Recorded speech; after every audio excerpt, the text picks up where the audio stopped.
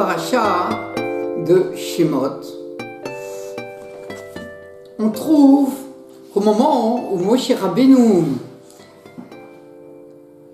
est arrivé chez Yitro et qu'il a sauvé les filles de Yitro des bergers qui les empêchaient de donner à boire à leurs troupeaux.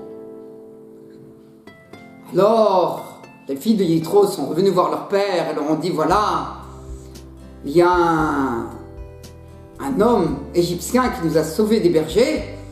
Alors, il leur a dit qu'il vienne, qu'il mange du pain. Ça veut dire qu'il voulait lui marier une de ses filles. Alors, il y a marqué dans la Torah, Vayoel Moshe la Shevet et Taïch, il a accepté Moshe de rester avec cet homme-là, c'est-à-dire avec Yitro, Vayiten et Tzipora Bito le Moshe. Et il a donné Tzipora, sa fille, à Moshe. Le terme, au début de ce verset, la Torah emploie le terme de Vayoel. Rashi nous explique quel est ce terme de Vayoel. Il dit que le Midrash nous dit que c'est un lachon de serment.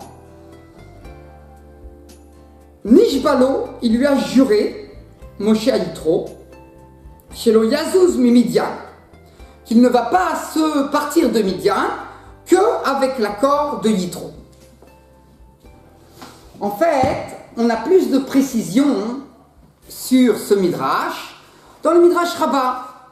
Shemot, à la première, c'est le premier chapitre, au paragraphe 33. Vayoel Moshe, donc il a été Vayoel Moshe, Rabbi Yehuda Omer, Rabbi Yehuda il nous dit, ou Rabbi Yonatan il nous dit, chez Nishbalo, il lui a fait le serment. Velama Ishbio, pourquoi Yitro a fait jurer Moshe?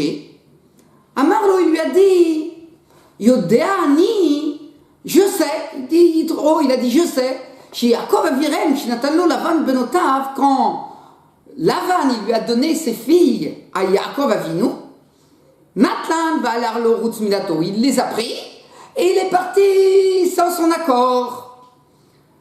Shema, Imeten Lecha et Biti, peut-être que si je te donne ma fille, tu me fais la même chose. Miyad, immédiatement, Moshe il a juré qu'il ne partirait pas de Midian, comme le cite Rashi. Venatano et Tzipora, et il lui a donné Tzipora, sa fille.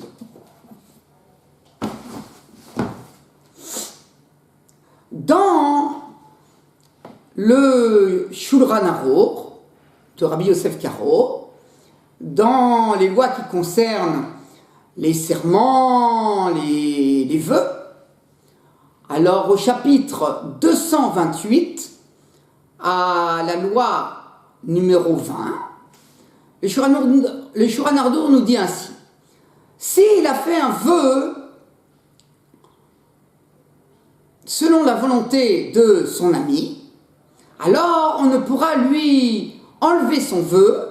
Ça veut dire qu'il va aller voir un sage pour demander que, voilà, ça y est, je ne veux plus de ce vœu, il y a beaucoup de raisons qui font que, non, j'ai fait une bêtise. Alors il va aller voir un sage, et le sage, il peut lui enlever le vœu. Mais ici, quand le vœu il a été fait selon la volonté de son ami, alors on ne pourra pas lui enlever ce vœu que si il fait savoir à cette personne à qui il a fait le vœu selon sa volonté. Alors en fait, il a fait savoir pas seulement il a fait savoir, déjà on a vu la semaine dernière que le Char et le Taz nous disent que même le Shulchan Aruch il est d'accord avec le Rama, avec une petite annotation du Rama qui nous dit que c'est pas seulement faire savoir, et là c'est que il y a l'accord, on obtient l'accord de la personne pour qui il a fait le vœu, qu'il puisse se désengager de ce vœu. Alors, et donc donc il doit y avoir son accord, ça doit être devant lui. Fait Davka, alors, ici, le Shulchan Aruch nous rajoute une petite condition. Quand est-ce que, en fait, il doit recevoir l'accord de la personne à qui il a fait le vœu selon sa volonté. Fait Dafka, c'est précisément chez Nadar al-Dato qu'il a fait ce vœu selon la volonté de son ami, Bishvil Shum Tova, parce qu'il a reçu une contrepartie Shasam, qui lui a fait. Alors ça veut dire quoi une contrepartie qui lui a fait? Le Rama, il nous rajoute Bishvil Ashvoa, une contrepartie qui lui a fait en contre ce serment qu'il lui fait. Ça veut dire qu'il a reçu, au moment où il lui a fait jurer, alors pour ce serment qu'il fait à la volonté de son ami, il a reçu de cet ami-là une contrepartie. D'où on apprend ça? Que mon Moshe, comme on a trouvé dans Moshe Rabbeinu, chez Nadar al-Dat Yitro, qu'il a fait un vœu à la volonté, selon la demande de Yitro, Bishvil chez Silobito, parce qu'il lui a donné en mariage sa fille. V'ashvoa, on rajoute, ça c'est un petit rajout encore du Rama.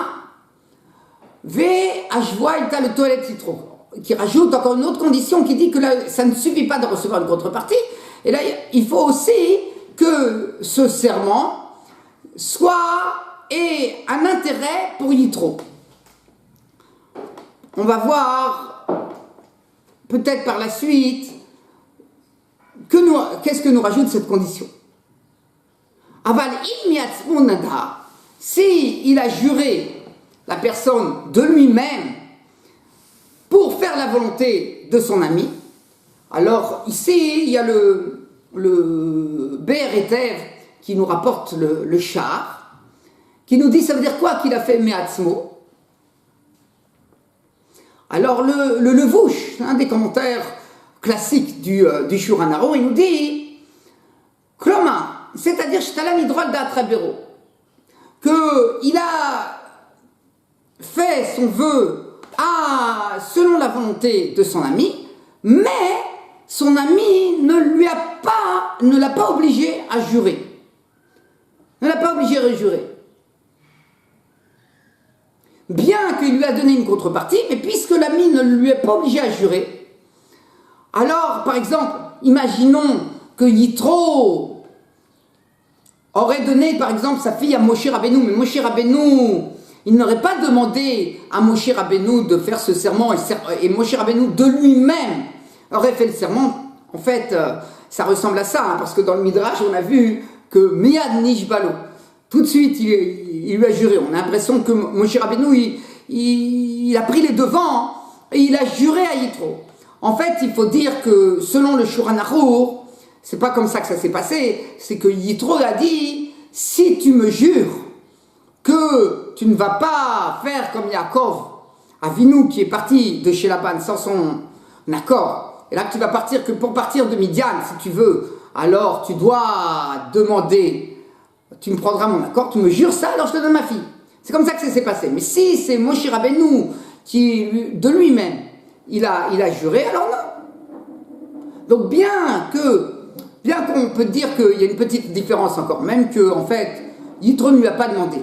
Mais puisque c'était la condition sine qua non que Moshe Rabbeinu, il prenne la fille de Yitro, c'est seulement s'il jurait, parce que tant qu'il ne jurait pas, alors Yitro ne voulait pas lui donner sa fille, alors ça s'appelle qu'il a juré parce que Yitro lui a demandé.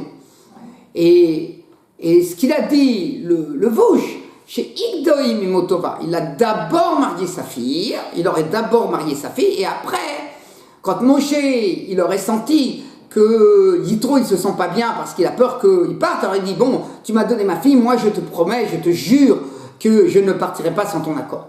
Ça, dans ce cas-là, peut-être qu'il parle le Vouche. Et là-dessus, le charité, il dit, mais maintenant, il n'oublie à Tava. Et dit le char, moi, il me semble que Me'atzmo, ça veut dire quoi? Qu'il a juré de lui-même.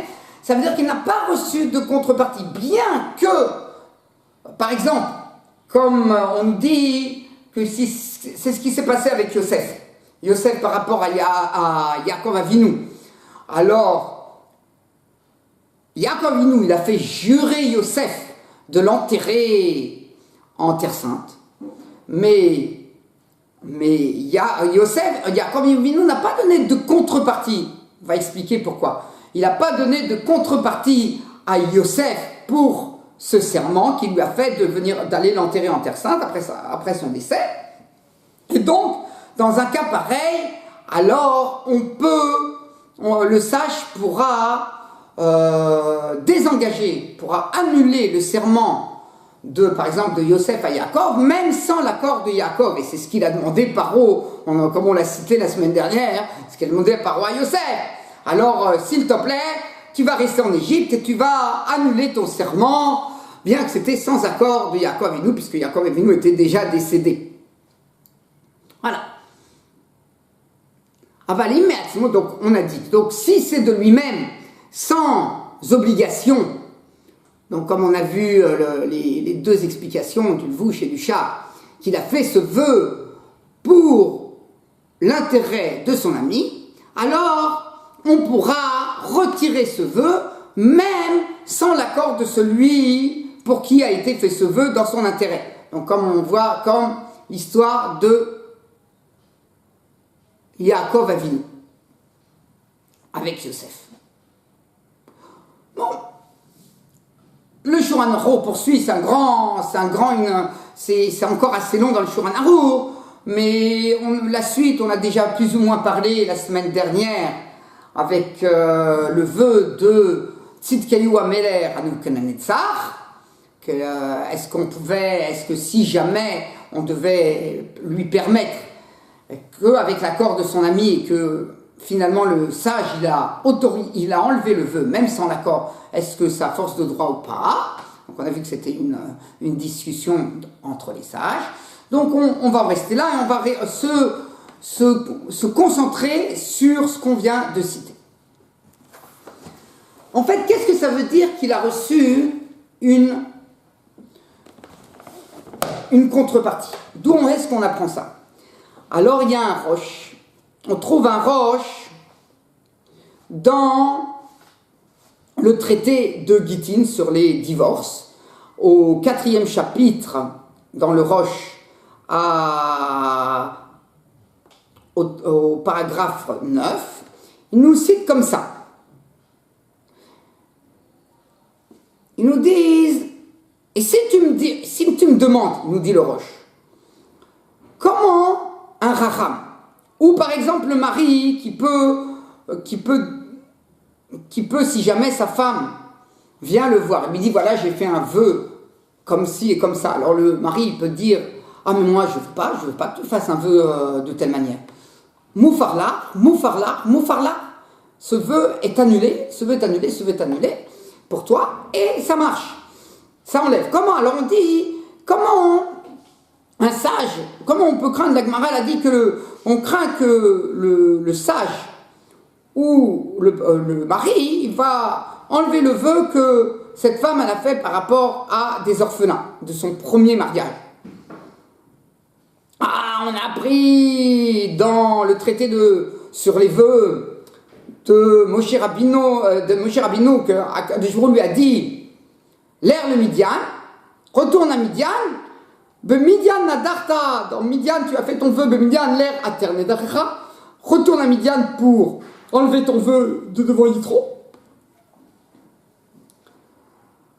Alors comment on peut enlever? Alors, bon, d'abord il nous cite la Gemara dans ce qu'on a vu la semaine dernière.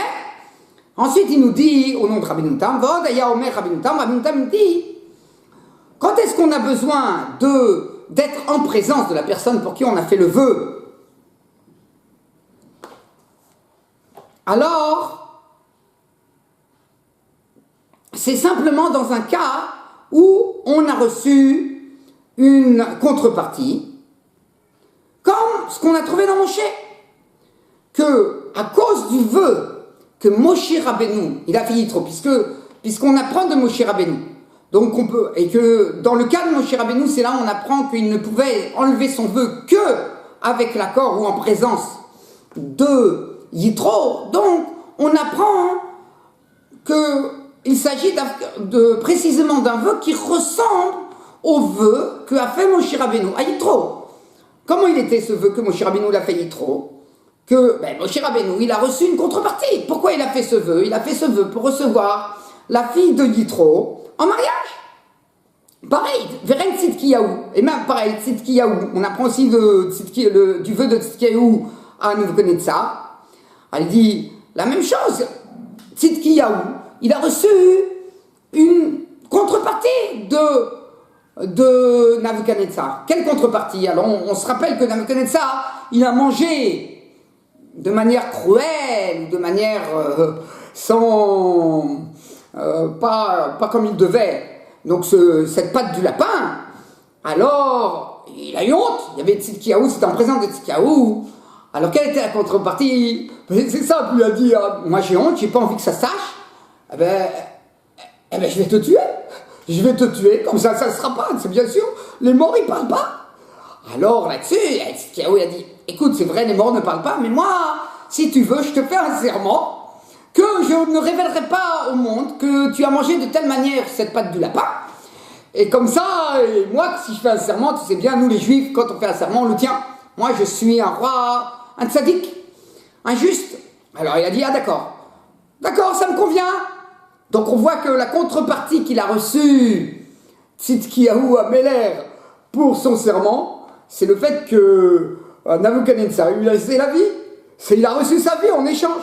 Et comme Nebuchadnezzar, il était nommé sur tous les peuples par Akadosh Borou pour les soumettre par l'ordre du prophète, alors il avait ce droit même de tuer Tzidkiyahu Améler. Quelque part dans le ciel, même si c'est pas beau pour une chose pareille. Mais donc et en plus, quand quelqu'un il fait un vœu, même sous contrainte, alors il peut pas dire que le vœu il a été fait sous contrainte, il n'est pas valable. Un vœu où on cite le nom d'Akadosh Baruch Hu, il faut aller l'annuler devant un sage. Il faut aller l'annuler devant un sage. Voilà. Par contre, dans le cas de Yosef par rapport à Yaakov, il n'y avait pas de contrepartie. Yosef n'a pas reçu de contrepartie de Yaakov. Et c'est pour ça que Paro lui a dit, va enlever ton vœu. Parce que Paro, c'était comme les rois à l'époque. Il se renseignait sur les droits du Talmud. Il savait exactement comment toutes les nations sont leurs droits. Alors ils doivent se comporter. Donc il savait qu'un juif, par rapport au droit des vœux d'un juif, alors il peut, dans le cas d'un serment, comme le serment de Yosef à Yaakov, il peut enlever son vœu.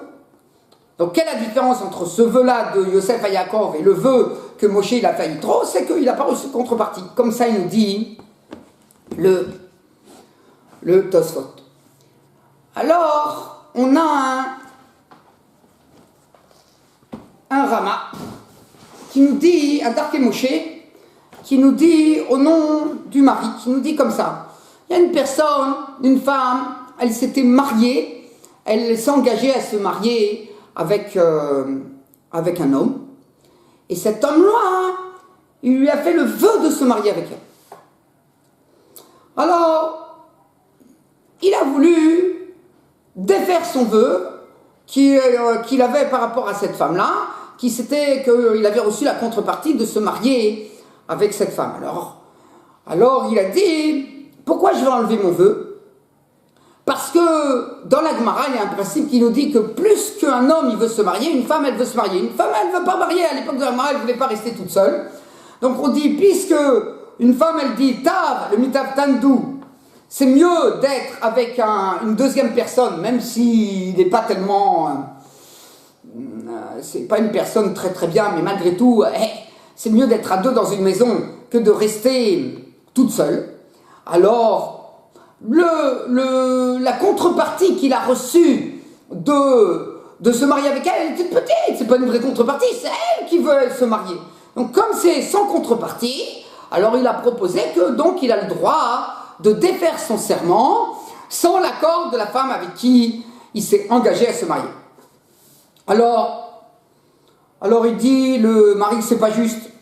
La preuve que bien que, effectivement, tu as raison, que ce que le mari, il donne à sa femme, là, le bien qu'il fait à sa femme, c'est plus grand que le bien que la contrepartie qu'il va recevoir de sa femme par rapport à lui. Ça veut dire que l'intérêt qu'elle a de se marier avec lui est plus grand par rapport à elle que l'intérêt que lui, il a de se marier avec elle. Alors tu vas dire, c'est pour ça que ça s'appelle que quand on mesure les intérêts, alors ça annule l'intérêt de la femme par rapport à que lui reçoit, puisqu'elle a plus d'intérêt.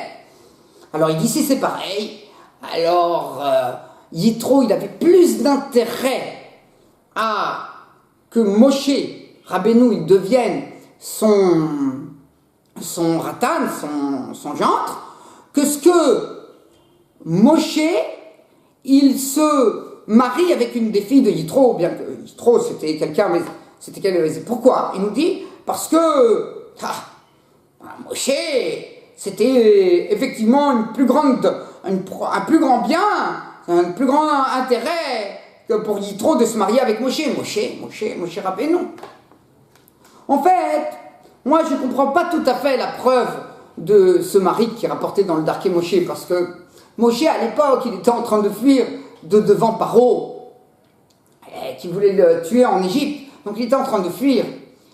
Alors, un fuyard, bien que plus tard, au moment où il va s'occuper des troupeaux de Yitro, il va aller jusqu'à la montagne du Sinaï, et il va recevoir la prophétie de sauver le clan d'Israël, et ça va devenir le plus grand des générations.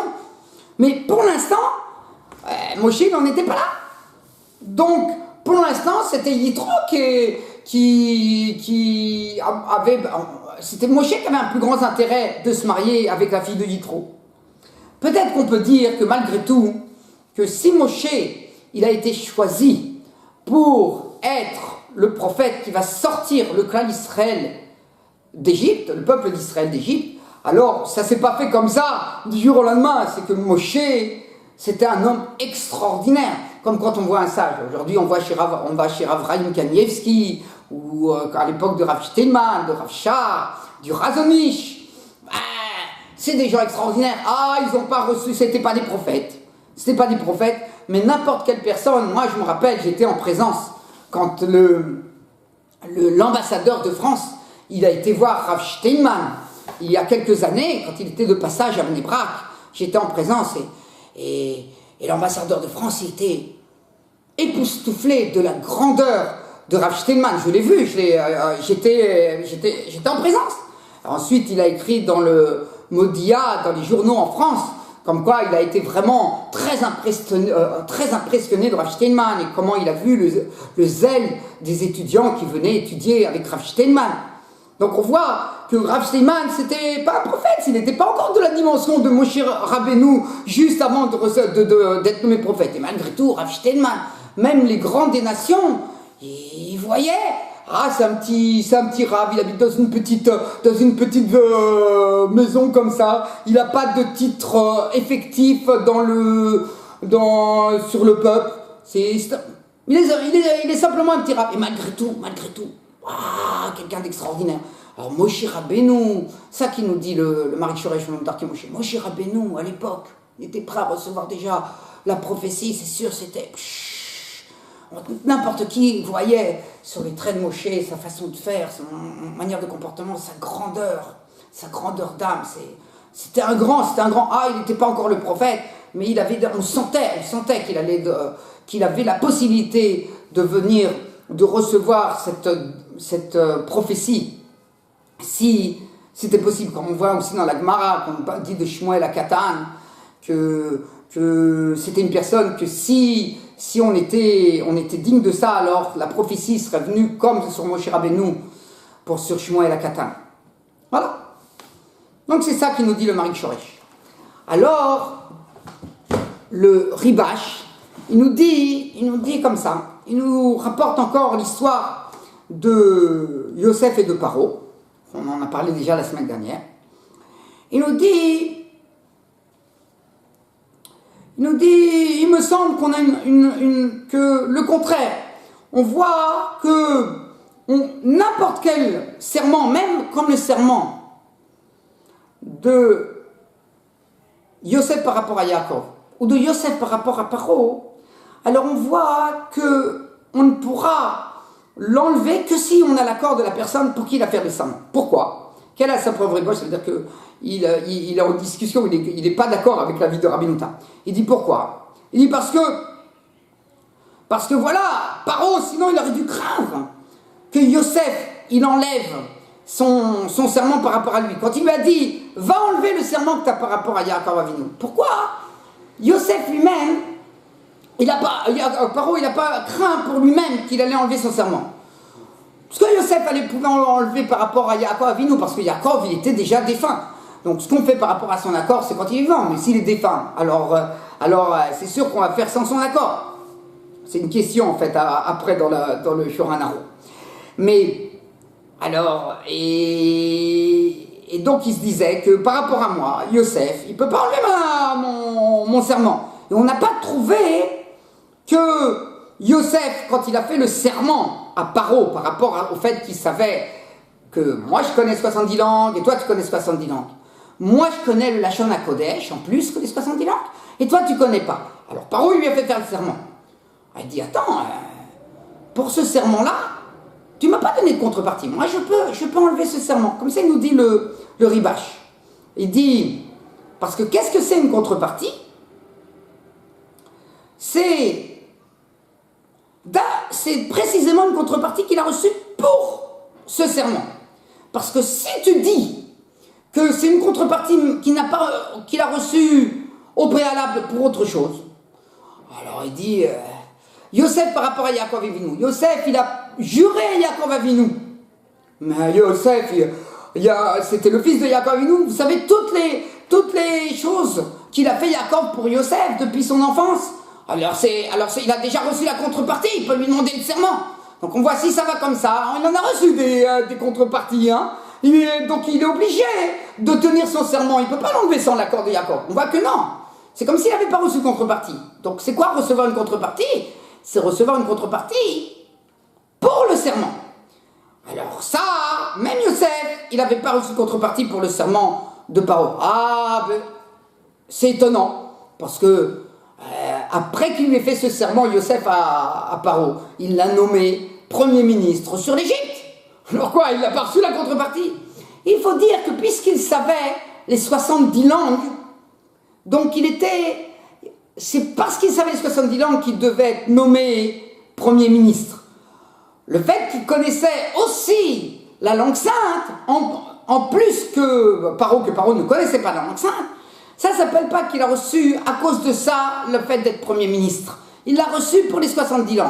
Seulement, Paro, il n'était pas prêt de le nommer Premier ministre. Il aurait peut-être été obligé quand même de le nommer Premier ministre, après toute la discussion qu'il y avait avec ses conseillers à Paro. Donc simplement c'est un serment sans contrepartie, comme ça il comprend le Ribash. Donc voilà. Donc la contrepartie qu'il a eu Moshe, c'est qu'il a reçu la vie. En fait, il y a une discussion très intéressante dans le Char.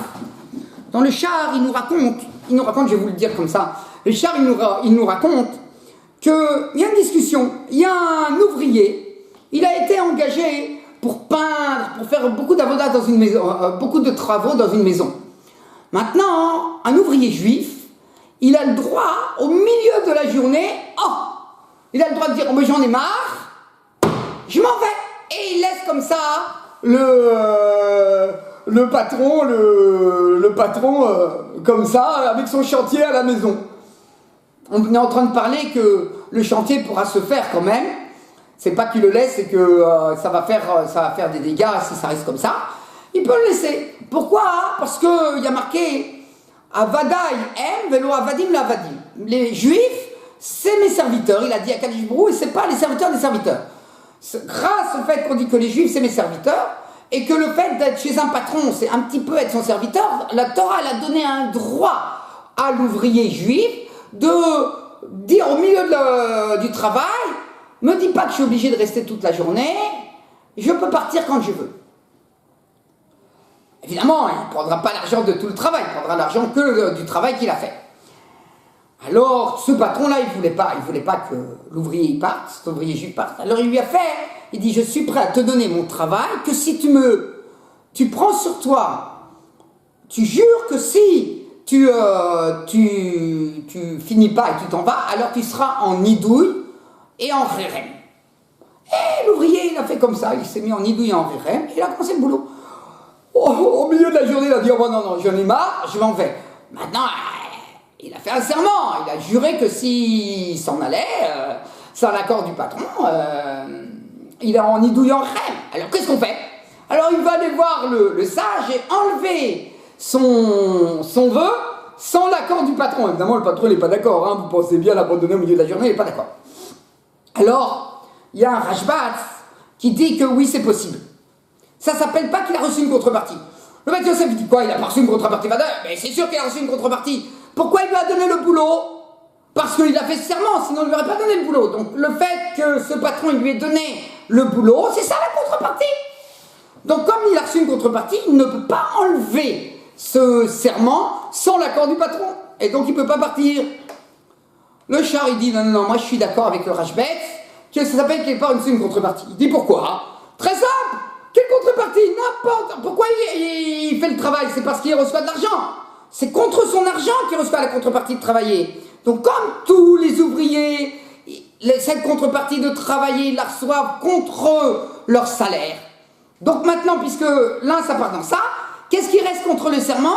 Rien du tout. Donc puisqu'il ne reste rien contre le serment, alors il est un serment sans contrepartie, et donc